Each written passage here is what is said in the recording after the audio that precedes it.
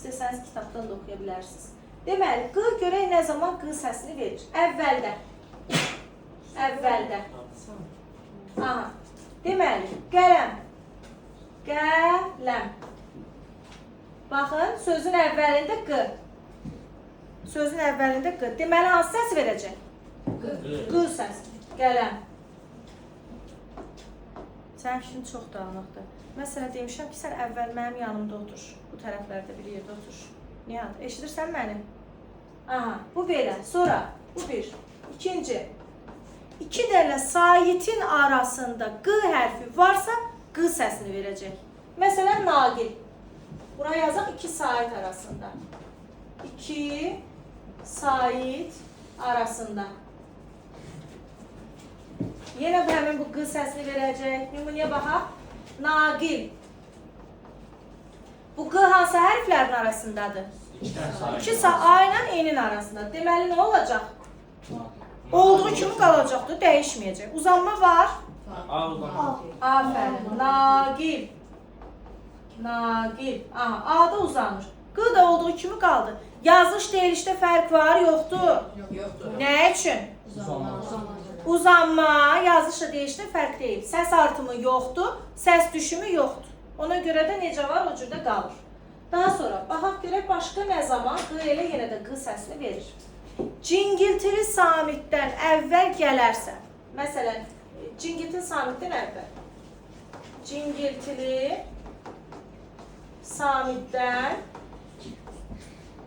əvvəl. Nümunəyə baxaq. İqlim, iqlim. Q'dan sonra nə gəlib? L. L kardır, cingiltilidir. Cingiltilidir. Və salam.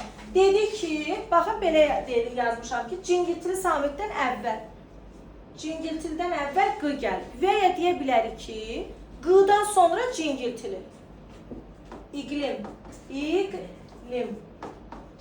Olduğu kimi qaldı. Niyə olduğu kimi qaldı? Çünki cingiltili gəlibdir. Q'dan sonra cingiltili gəlib. Ona görə başa düşürük. Başa düşürük düşməyinə, başa da düşəcəyik. Sadəcə bu qaydanı mütləq şəkildə evdə qəşəng öyrənmək lazımdır, əzbər. Bunu əzbər öyrənsəniz, bütün q hərfi ilə bağlı tətbiqləriniz düz olacaq. Sonra bir halda var, orada da q olduğu kimi qalır. Görək nə zamandır? Sözün sonunda, amma ərəb-fars mənşəli sözlərdə. Ərəb-fars sözlərdə sonu q ilə bitib sait gəldikdə. Məsələn, yazaq ki, hüquq. Hüquq. İndi sait artırırıq buna. Hüquq söz köküdür, düzdür? Hüququn. Hüququn. Hüququn, hüququn, hüququn, yoxsa hüququn?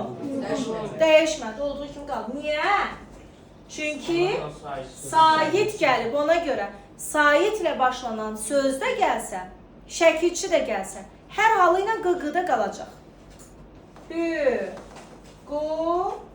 İndi baxın, deyə bilərsiniz ki, uşaq deyil ki, müəllimə.